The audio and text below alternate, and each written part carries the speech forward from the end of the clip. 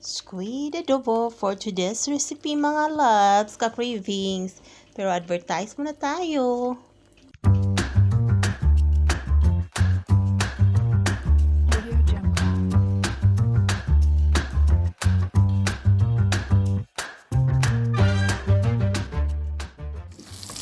Ayun, nag-craving naman si Inday mga loves. Gisa-gisa lang tayo ng sibuyas sa mga loves at 99 cents lang mga loves.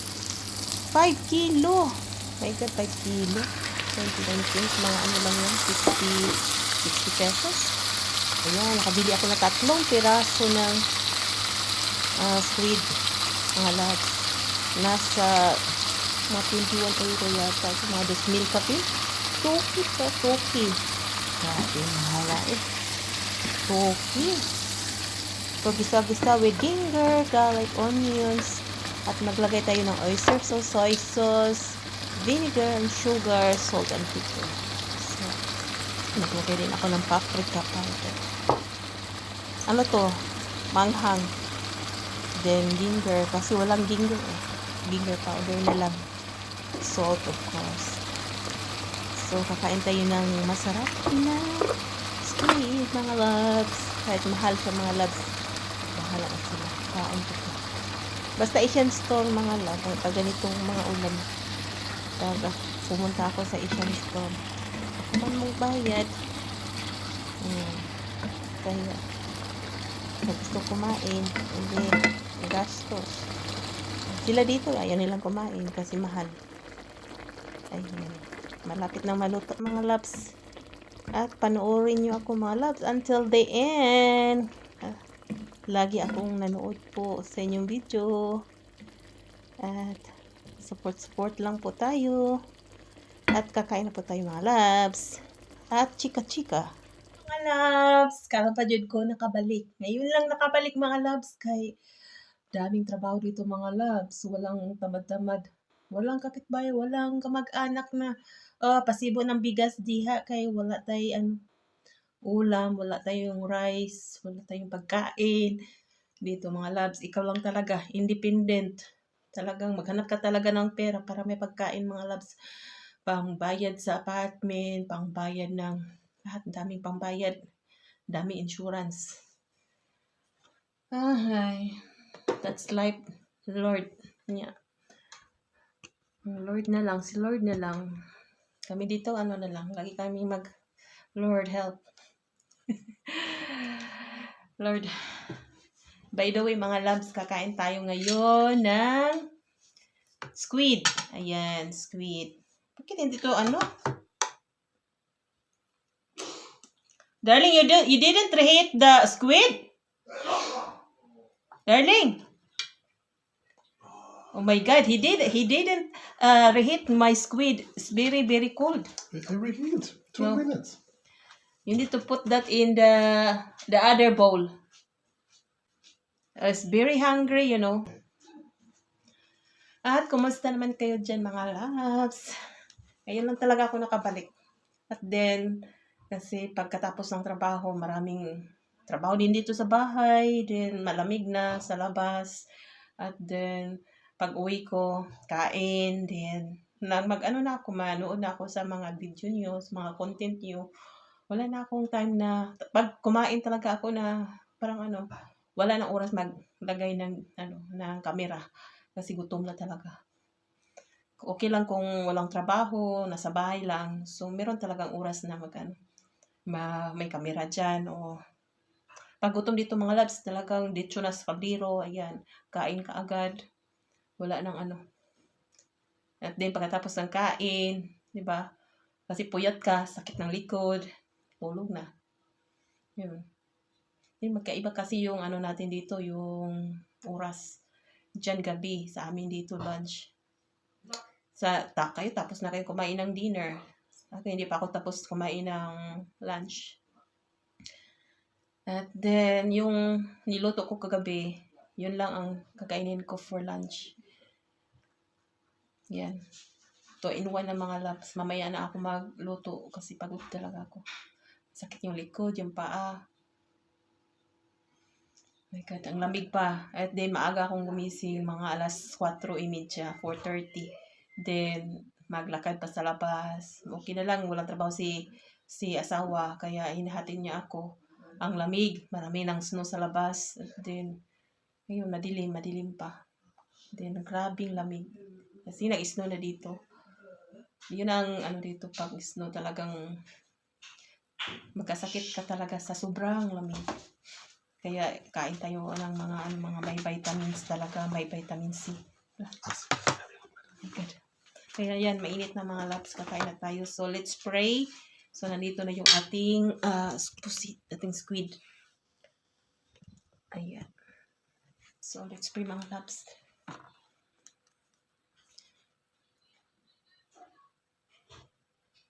Thank you, Lord. Just name amen. Grabe. Darling, the pork. Fork. Gabel. Gabel. Oh my God. He is like, I'm a dog. He didn't know that this is squid. Kamayin kong kainin. Hindi kompleto. Ayan. Ito na yung ating squid, mga loves. Ayan, sarap. Ilagay natin dito para makita.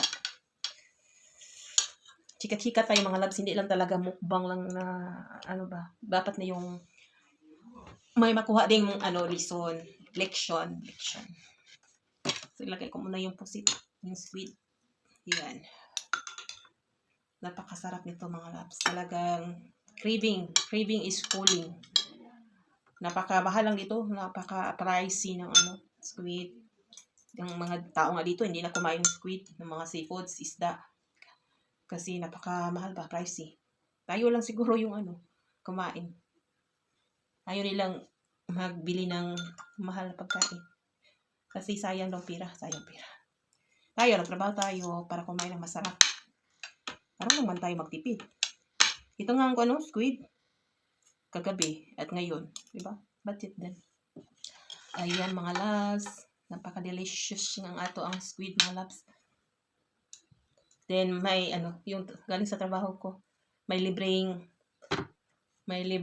fruits. Kain na tayo. Let's eat, mga on. Glory man. Hindi makita. Bigyan sabaw Sabaw ay ulam na. Lamig.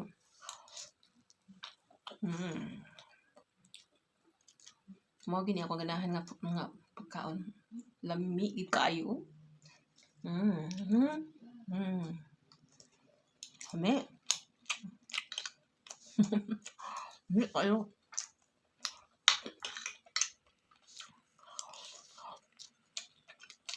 Magpaalam ta. Hindi ako magkamay kay may sabaw ba.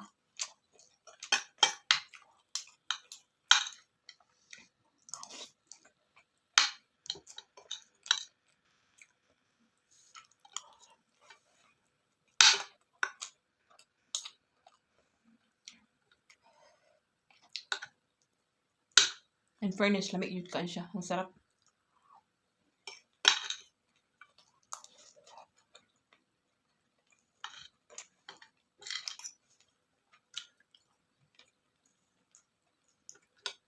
Nakabili ako ng 3 piraso na ganitong kalaki.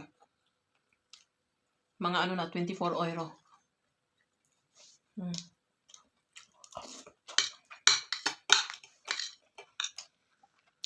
Nasa na mga 2,000 kapin. Mga 2,000 kapin. 3 lang.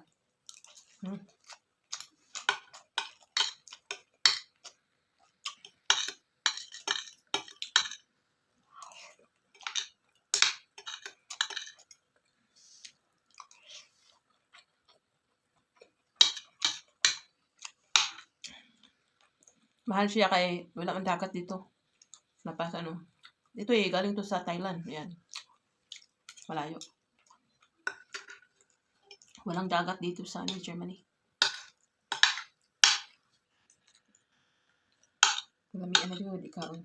Daghang gibutang daming kanin ginilagay. Half ng Rice cooker, katunga.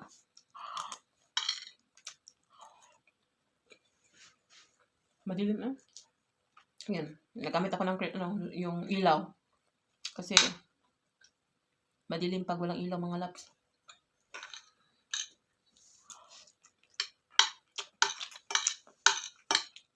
Salamat pala sa aking mga subscriber. Thank you so much. Lagi kayong nanood sa aking mga video.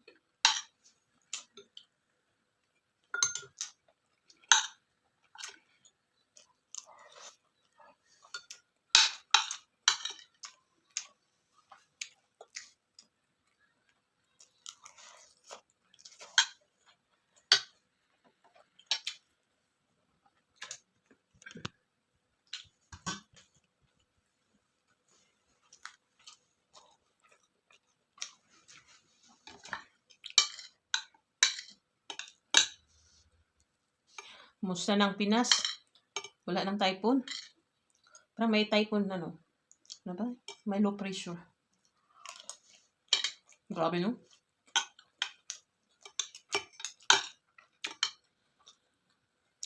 Yung mga balita sa Pinas ba grabe?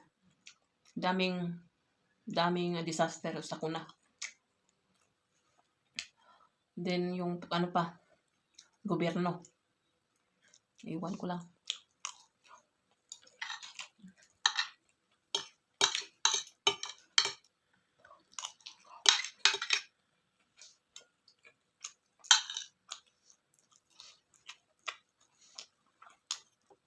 Dito din, pag malamig na, dapat kumain ka ng pabilisan.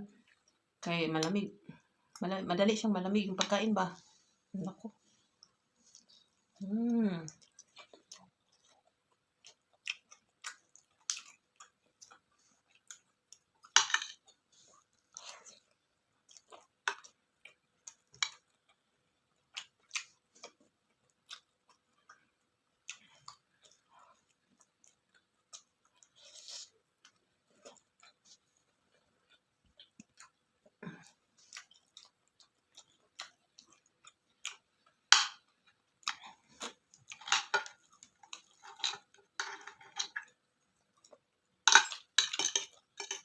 Lalo na pag malamig dito. Walang katao-tao sa labas.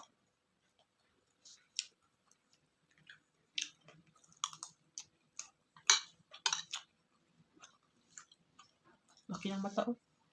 Mata.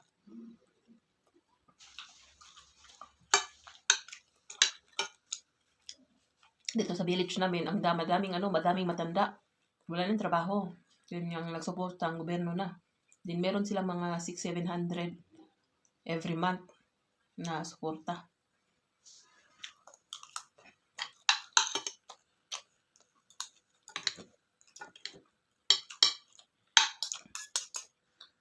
Mahal naman ang dito, yung ilaw, yung bayad ng tubig, telepon, then pagkain. Kaya siguro bread na lang sila, no?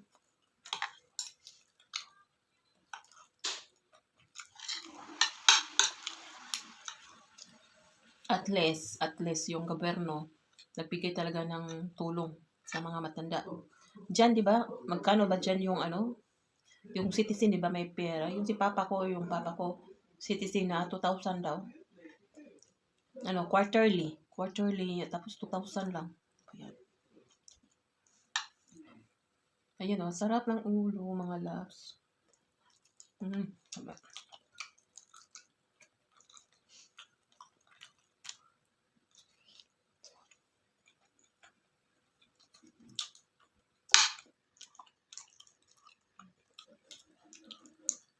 Maganda lang dito, pag nagtrabaho ka ng isang taon o after a year, then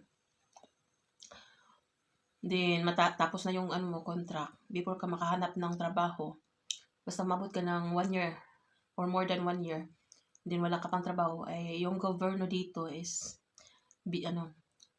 tulungan kanila, magbigay sila ng monthly, parang monthly support. Pag may trabaho ka na, di mag-stop na sila. At least at least 1 year yung nila, suporta.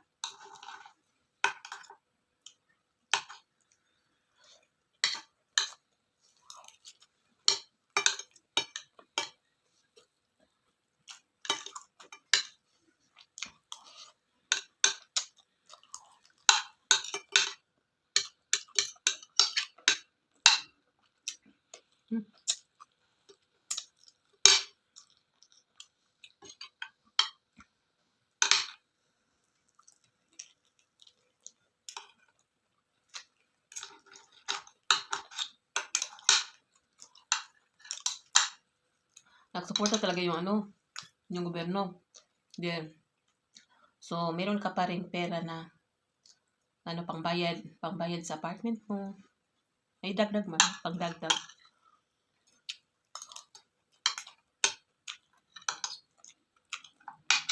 Then most of here also, walang bahay. Lahat dito is nakatira lang sa apartment.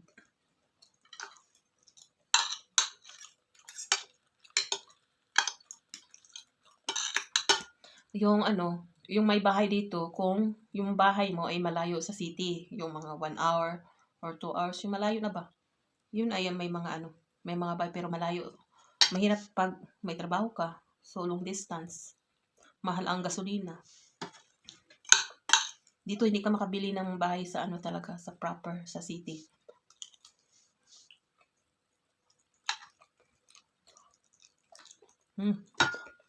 May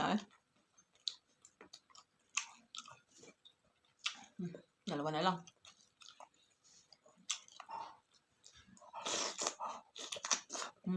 May okay na. Matagal na rin ako makakain naman ulit. Kasi pricey.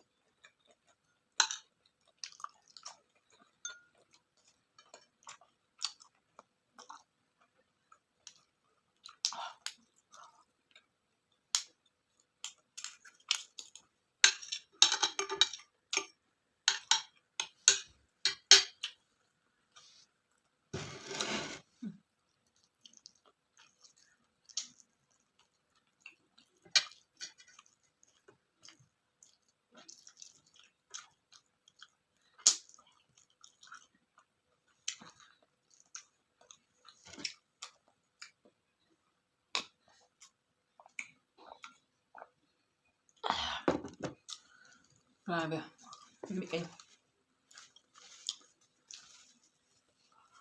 So, thank you so much to all my subscribers, to all likers and supporters. Thank you so much to all followers. Thank you so much to all friends and subscriber. Thank you, YouTubers. Thank you. Shout out to all my subscribers. Thank you so much that you always there and watching my content. So, yung content ko ay cooking, mukbang, at chika-chika. No? Para naman mayroon kayong nalaman sa content creator na nandito, nagtrabaho sa abroad, na pangasawa ng apam. Pero nagtrabaho, hindi palamunin. Hindi palamunin. Kasi hindi lahat ng oras ay tumulong yan sila sa pamilya mo. Sila ay nangasawa, ikaw lang talaga ang priority, hindi yung pamilya mo. So, ikaw na lang mag-isip na paano makatulong sa pamilya mo sa Pinas. So, magtrabaho talaga, no? Din mag-ipon din. Kasi pag tumanda tayo, yung pamilya natin, hindi yan tutulong, Hindi yan hindi yan tutulong. Hihingi lang yan. So, dapat talaga mag-ipon tayo ng sarili nating ipon para sa ating maintenance. Kasi pag tumanda na tayo, maraming mga sakit-sakit, di ba? Kaya, yun, priority na din yung sarili natin pag matanda na, no? Pag matanda na, pag may edad na. So, take advantage na tayo na yung pamilya natin sa Pinas, hindi yan talaga tutulong. Kundi ihingi lang yan. At din pag hindi yan bigyan, awayin ka pa. Marami pang marites-marites. Kaya, kiber. Di ba? At least wala kang utang. Hindi mo sila sinasaktan, hindi ka nagsalita ng masakit. Kung nagsalita man sila ng masakit sa'yo, pasagdaan, 'di ba? I don't care. Kaya, ma-realize din nila, no? Ma-realize din nila na sinasaktan nila ako. Marami akong mga ganon doon sa Pinas. Na sila pa yung humingi, sila pa yung sinasaktan nila ako. No? Yung mga words ba, na sana hindi na dapat pa na maging ganun. Kasi ayoko yung masaktan ako. Ikaw pa nga nagbigay. Dapat nga, ululuhan na lang ba? Nga, kuan. Majud. Sinong nawalan? Kung hindi ako mag-contact sa kanila, i-block ko sila. Hindi, wala na. Hindi, wala na akong stress. Kasi sila lang yung nagbigay ng stress. Kasi nasa isip nila, maraming pera. Kasi nasa abroad. Nasa abroad ako kasi gusto kong may pera ako, may maipon ako. Kasi pag matanda ako, bakit? Magbigay ka ba? Hindi. Lalo na ngayon, maraming problema dyan sa Pinas. Diyos ko, Lord. Si Lord na lang bahala sa atin. Si Lord na lang. Na marami tayong blessings, no? Marami pang blessings na darating. At Pasko, my God, next week, Pasko na. So, my God, dapat may New Year resolution ng mga gobyerno dyan sa Pinas. Sana, ipreso na yung mga, parusahan na yung mga kawatan. Magnanakaw, Diyos ko Lord, ang mga mahirap, naging mahirap, wala pang pera kaya nagnakaw. Yung mga mayaman, naging mayaman lang sa gikawat, kinakinaw, yung bang nagamit ng pera, no? Ng mga taxes. Kapoy balik-balik ko. Okay, appeal. Thank you so much. Bye-bye.